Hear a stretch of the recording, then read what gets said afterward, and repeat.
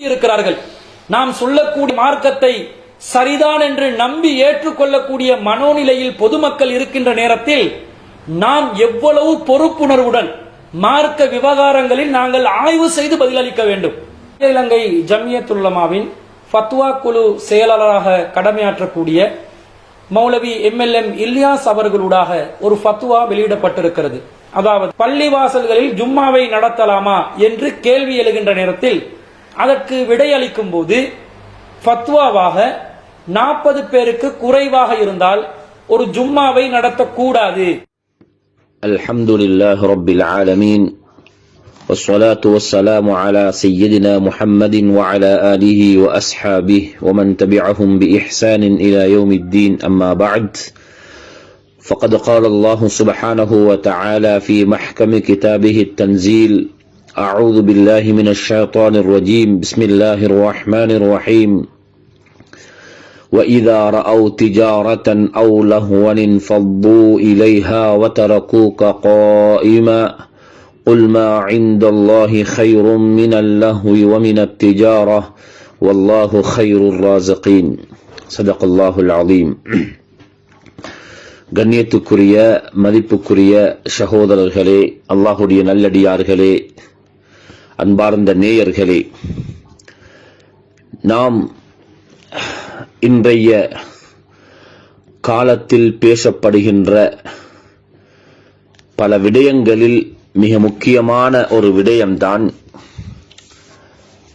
ஜும்ஆவுடைய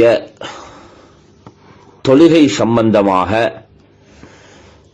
அந்த ஜும்ஆவை நிறைவேற்றுவதற்காக எத்தனை பேர்கள் இருக்க வேண்டும், ஒரு ஜும்ஆ நிறைவேறுவதற்கு என்னென்ன ஷுரூத்துகள் நிபந்தனைகள் பேணப்பட வேண்டும், எந்தெந்த இடங்களில் ஜும்ஆ தொழ வேண்டும், குறிப்பாக இந்த காலப்பகுதியில் அநேகமாக ஏனைய காலங்களில் ஜும்ஆ தொழுவிக்கப்படுகின்ற அந்த ஜும்ஆ மஸ்ஜிதுகளை விட மேலதிகமான தக்யாக்கள் இன்னும் சில இடங்களில் ஜும்ஆ தொழுவதற்கு தற்காலிக அனுமதி கொடுக்கப்பட்டு இருக்கும் இந்த நிலைமையில்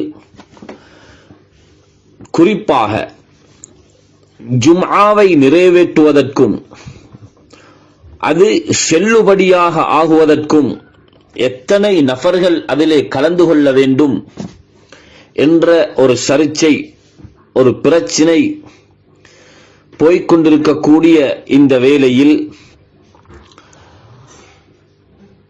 அகில இலங்கை ஜம்இய்யத்துல் உலமாவின் மூலமாக வெளியிடப்பட்ட ஃபத்வாவுக்கு எதிராக சிலர் குரல் கொடுத்ததை நாங்கள் காண முடிந்தது.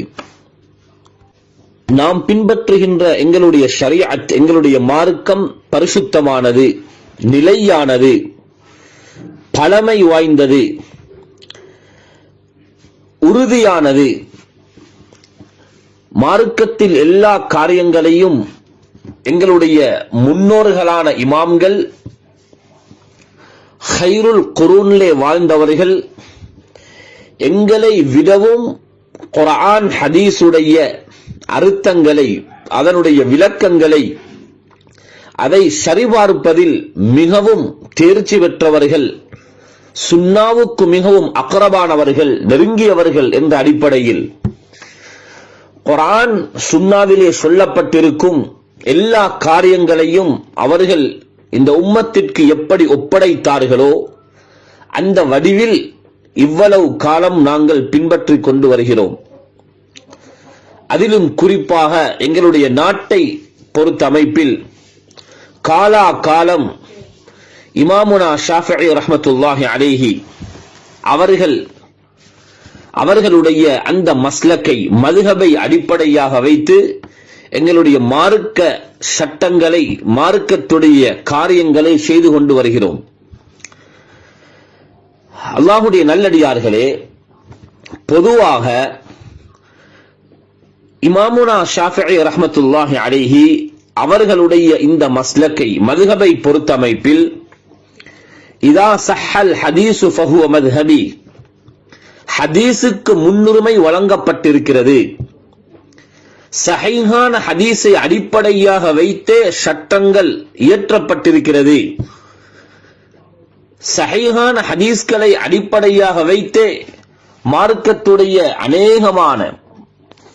அனைத்து விதமான சட்டங்களும் நிறுவப்பட்டிருக்கிறது என்பதை நாம் அனைவர்களும் முதலாவது விளங்கிக் கொள்ள வேண்டும். ஏனென்றால் இந்த தலைப்புக்கு வர முன்னால் நாம் விளங்க வேண்டிய மிக முக்கியமான ஒரு அம்சம்தான் மக்களுக்கு மத்தியில் பரத்தப்பட்டிருக்கக்கூடிய, மக்கள் அவர்களுடைய உள்ளத்தில் ஆழ பதிந்திருக்கக்கூடிய ஒரு விடயம்தான் குர்ஆனும் சுன்னாவும் வேறு, மதுஹப் என்பது வேறு என்ற ஒரு கருத்தை உள்ளால வைத்ததனால்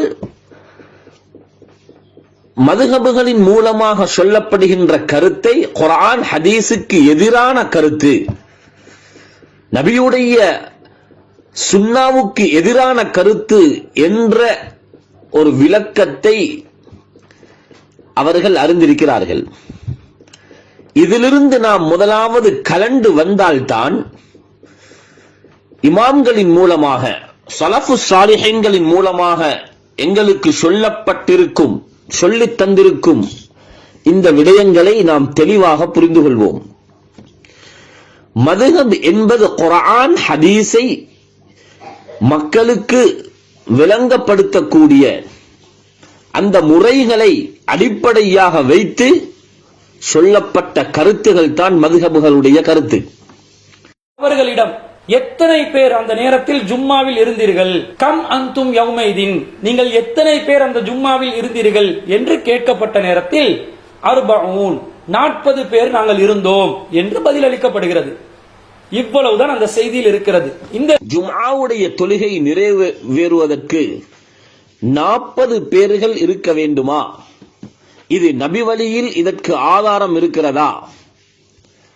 அல்லது 3 பேர்கள் சேர்ந்து தொழுதாலும் அந்த ஜும்ஆவாக நிறைவேறுமா என்ற விடயம் தற்பொழுது அநேகமாக வாட்ஸ்அப் குழுமங்களிலும் ஏனைய ஊடகங்களின் மூலமாக பரத்தப்பட்டு மக்கள் குழம்பி போயிருக்கிறார்கள்.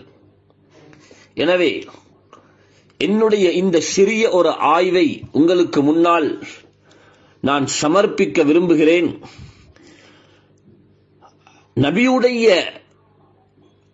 சுன்னா அடிப்படையில், நபியுடைய செயல் அடிப்படையில் ஒரு ஜும்ஆ நிறைவேறுவதற்கு 40 பேர்கள் இருக்க வேண்டும் என்ற கருத்து மிக தெளிவானது, மிக உறுதியானது.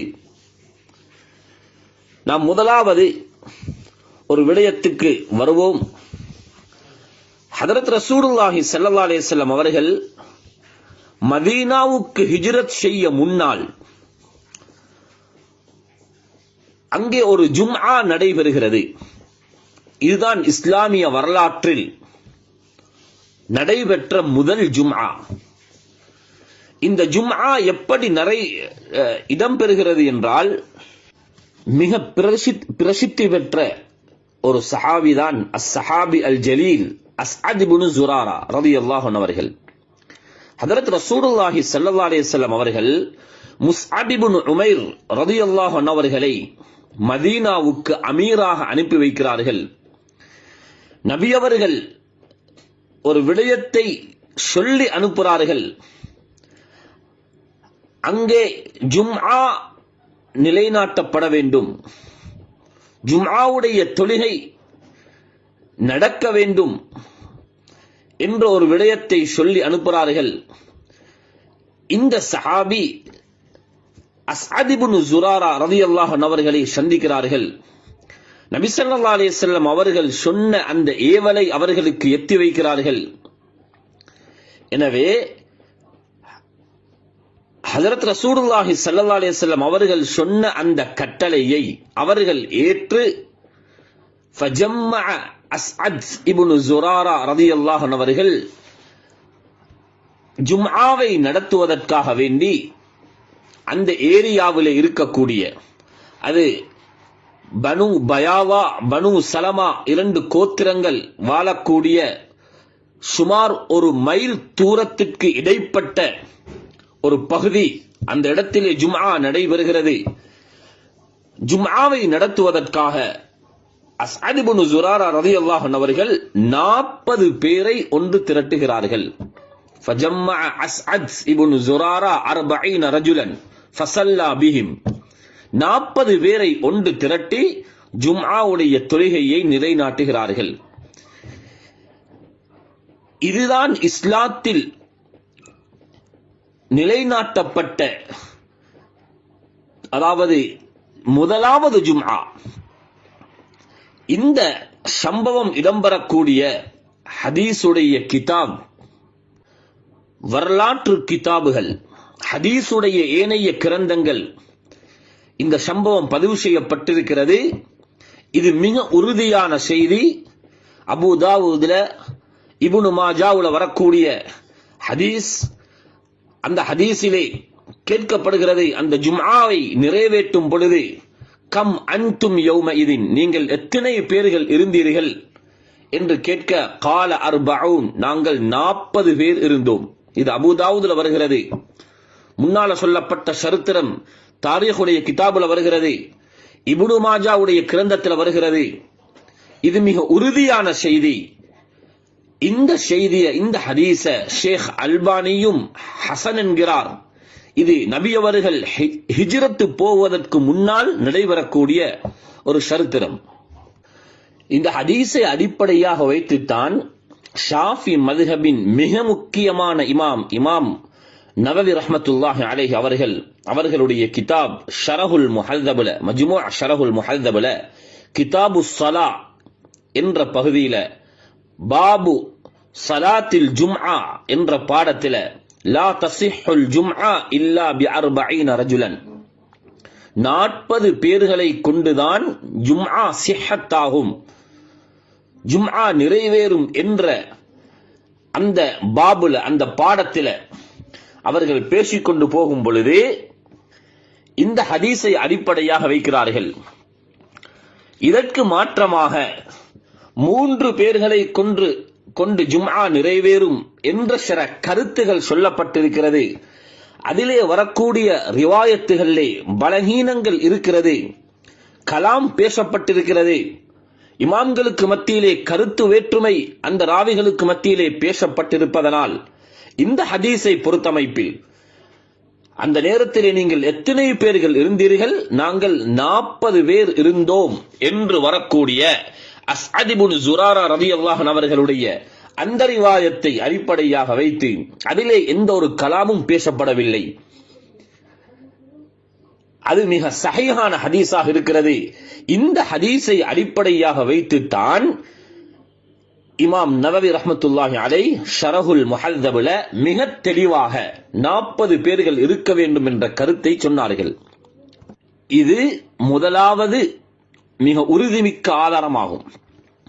இரண்டாவது, ஹதரத் ரசூலுல்லாஹி ஸல்லல்லாஹு அலைஹி வஸல்லம் அவர்கள் மக்காவிலிருந்து மதீனாவுக்கு ஹிஜ்ரத் செல்கிறார்கள், மதீனாவுக்கு போறார்கள்.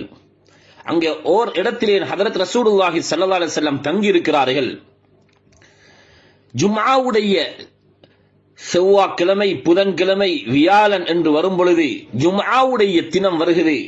ஹதரத் ரசூலுல்லாஹி ஸல்லல்லாஹு அலைஹி வஸல்லம் மஸ்ஜிதுல் குபாவிலே அந்த ஜும்ஆவை முதலாவது நிறைவேற்றுகிறார்கள். அங்கே இருக்கக்கூடியவர்கள், அந்த ஜும்ஆவிலே சஹாபாக்கள் கலந்து கொள்கிறார்கள். அதற்குத்தான் முதலாவது மஸ்ஜிதுல் ஜும்ஆ என்று பெயர் சொல்லப்பட்டது. அந்த நபியவர்கள் செய்த முதலாவது ஜும்ஆ, நபியவர்கள் செய்த முதலாவது ஜும்ஆவிலே கலந்து கொண்ட சஹாபாக்கள் எத்தனை பேர்கள் இருந்தார்கள்?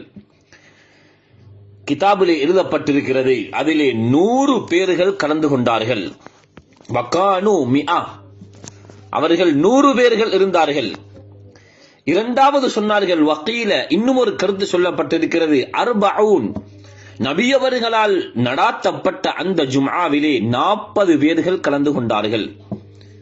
இமாம் ஜர்கானி ரஹ்மத்துல்லாஹி அலைஹி அவர்களுடைய கிதாபில் 7ஆம் பாகம் 382வது பக்கத்தில் இந்த கருத்தை எழுதியிருக்கிறார்.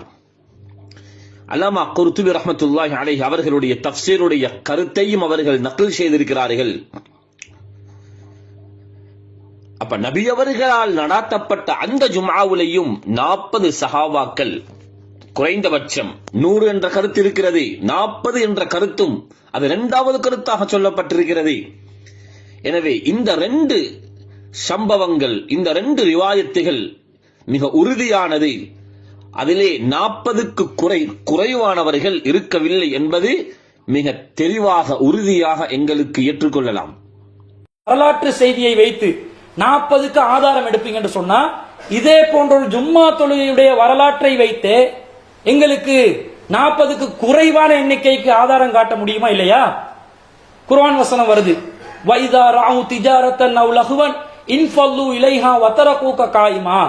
அவர்கள் வேடிக்கையோ அல்லது வியாபாரத்தையோ கண்டால் உம்மை ஜும்மாவிலே நிற்க வைத்த நிலையில் அவர்கள் ஜும்மா தொழுகையில் நபிகள் நாயகம் ஸல்லல்லாஹு அலைஹி வஸல்லம் அவர்கள் உரை நிகழ்த்திக் கொண்டிருக்கும் பொழுது வாகன கூட்டத்தாரை கண்டு ஜும்மாவில் பங்கு பெற்ற நபி தோழர்களில் என்ன செய்யறாங்க?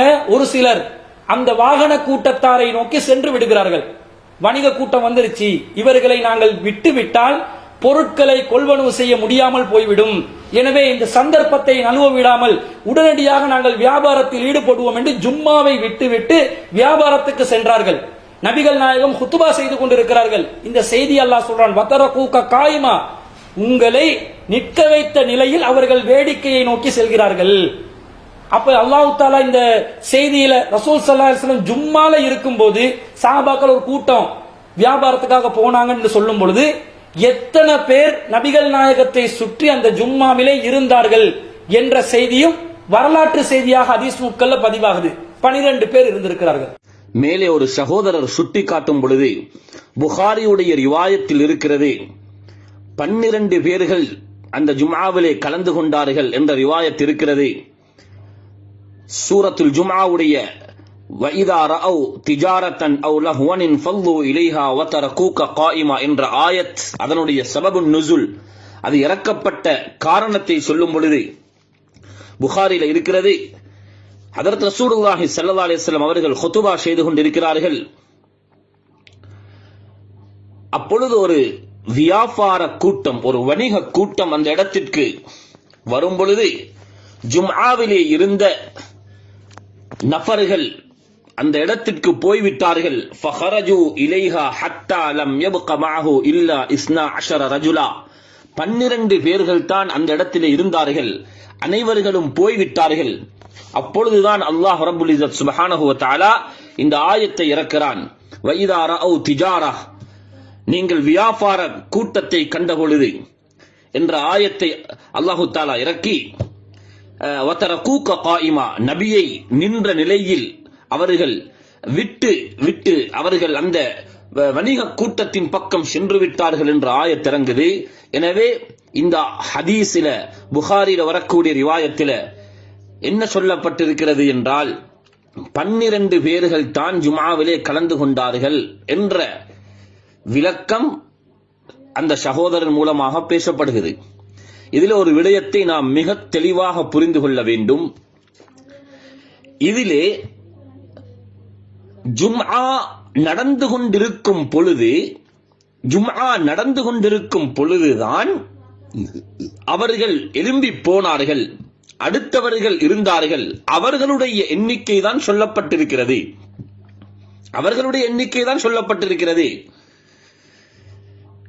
ஆனால் இமாமுனா நவவி ரஹ்மத்துல்லாஹி அலைஹி மேலே குறிப்பிட்ட ஷரஹுல் முஹல்லபில் இந்த விடயத்தை மிக தெளிவாக கொண்டு வருகிறார்.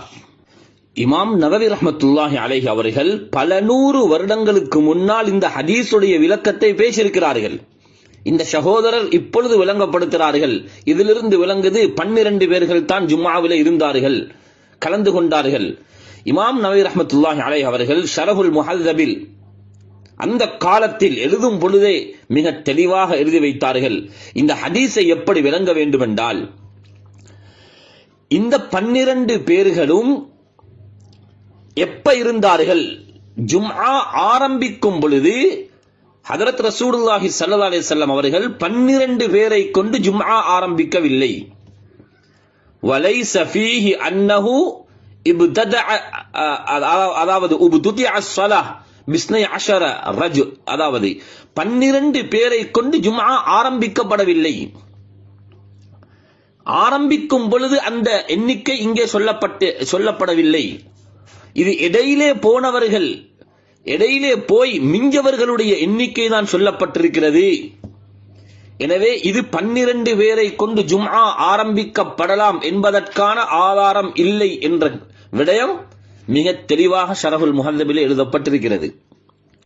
அப்படி இந்த ஹதீஸை வைத்து 12 பேர்கள் அதாவது கடைசி வரைக்கும் இருந்தார்கள் உண்டோ, அல்லது எஞ்சினவர்கள் 12 பேர் என்பதோ, அதுவும் ஒரு உறுதியாக கருத்து வேற்றுமை இல்லாம உறுதியாக சொல்லப்பட்ட ஒரு வார்த்தை அல்ல. இமாம் தாரகுத்னி ரஹ்மத்துல்லாஹி அலைஹி, இமாம் பைஹக்கி ரஹ்மத்துல்லாஹி அலைஹி அவர்கள் சொல்கிறார்கள், அது ஒரு மஷ்ஹூரான கருத்து. 12 பேர்கள் கடைசி வரைக்கும் இருந்தது என்பது அது ஒரு மஷ்ஹூரான கருத்து. ஆனால் அவர்கள 40 பேர்கள் இருந்தார்கள் என்ற கருத்தையும் இந்த சம்பவத்தில் கூட இமாம் தாரகுத்னி, இமாம் பைஹக்கி போன்றவர்கள் சொல்கிறார்கள். எனவேதான் இமாம்கள் இதற்கு விளக்கம் சொல்லும் பொழுது இந்த புகாரில வரக்கூடிய ரிவாயத்தை வைத்து 2 விதமான இஸ்திம்பாத்துகளை, 2 விதமான விளக்கங்களை சொல்கிறார்கள். ஒன்று, நபியவர்கள் ஹுத்துபாவை ஆரம்பிக்கும் பொழுது அங்கே 12 பேர் இருக்கவில்லை, அது இடையிலே நின்றவர்கள், அது இடையிலே உள்ள கணக்கு தான் சொல்லப்பட்டிருக்கிறது என்ற கருத்தையும், இரண்டாவது 12 பேருக்கு குறைவானவர்கள் அங்கே சொல்லப்படவில்லை. எனவே 12 பேருக்கு குறைவானவர்களை கொண்டு ஜும்ஆ சிஹத்தாக முடியாது, அதற்கு மேலதிகமானவர்களை கொண்டுதான் ஜும்ஆ சிஹத்தாகும் என்ற ஒரே ஹதீஸுடன் 2 விளக்கங்களை மிக தெளிவாக சொல்லி காட்டுகிறார்கள். அதனால் அல்லாஹ்வுடைய நல்லடியார்களே, எங்களுடைய மதுஹபுடைய இமாம், குறிப்பாக இமாமுனா ஷாஃபிஈ ரஹ்மத்துல்லாஹி அலைஹி அவர்கள் ஹதீஸுக்கு முன்னுரிமை கொடுத்து ஏனைய எண்ணிக்கைகளிலே அந்த ரிவாயத்துகளிலே சில குரடிபடிகள் இருக்கிறது, அவர்களிலே சில கலாம்கள் பேசப்பட்டிருக்கிறது. ஆனால் 40 பேர்களை கொண்டு ஜும்ஆ நடத்தப்பட்ட அந்த ரிவாயத்துகள், அந்த அஸ்அத் இப்னு ஸுராரா ரலியல்லாஹு அன்ஹு அவர்களுடைய சரித்திரத்தில் ஷேக் அல்பானி கூட அந்த ஹதீஸை ஹசன் என்கிறார், அந்த செய்தியை ஹசன் என்கிறார். அதில் எந்த ஒரு கலாமும் பேசப்படவில்லை. எனவே இந்த எது அசஹான ஹதீஸோ அதுக்கு முன்னுரிமை கொடுத்து 40 பேர் கொண்டுதான் ஜும்ஆ சிஹத்தாகும் என்ற கருத்தை சொல்லிருப்பது ஹதீஸை கௌரவப்படுத்தியா அல்லது ஹதீஸை கொச்சப்படுத்தியா? ஹதீஸுக்கு முன்னுரிமை கொடுக்கப்பட்டிருக்கிறது. அதனாலதான் இமாமுனா நவவி ரஹ்மத்துல்லாஹி அலைஹி ஷரஹுல் முஹல்லபின் அந்த பாடத்தின் கடைசி பகுதியிலே எழுதுகிறார்கள், ஹதீஸுக்கு மிக அக்ரபாக, மிக நெருக்கமாக இந்த ஃபத்வா கொடுக்கப்பட்டிருக்கிறது. இரண்டாவது எழுதுகிறார்கள், ஜும்ஆவுடைய எண்ணிக்கை சம்பந்தமாக வரக்கூடிய ஹதீஸ்களில் இதுதான் மிகவும் சரியான ஹதீஸ். எனவே சஹீஹான, அசஹான, மிகவும் சரியான ஹதீஸுக்கு முன்னுரிமை கொடுத்திருக்கிறோம் என்ற விடயத்தை உறுதி செய்துதான் அந்த பாடத்தை முடிக்கிறார்கள். அதனால் அகில இலங்கை ஜம்இய்யத்துல் உலமாவின் மூலமாக எங்களுடைய நாட்டில் காலா காலம் பின்பற்றி கொண்டு வரப்படுகின்ற ஷாஃபி மதுஹபை அடிப்படையாக வைத்து ஹதீஸுக்கு முன்னுரிமை கொடுத்து எங்களுடைய அமல்கள் செய்யப்படுகிறது. யாரும் பொதுமக்கள் எந்த பேச்சுகளை கேட்டும் ஏமாற தேவையில்லை, பயப்பட தேவையில்லை. நாம் சரியாகத்தான் செய்து கொண்டிருக்கிறோம்.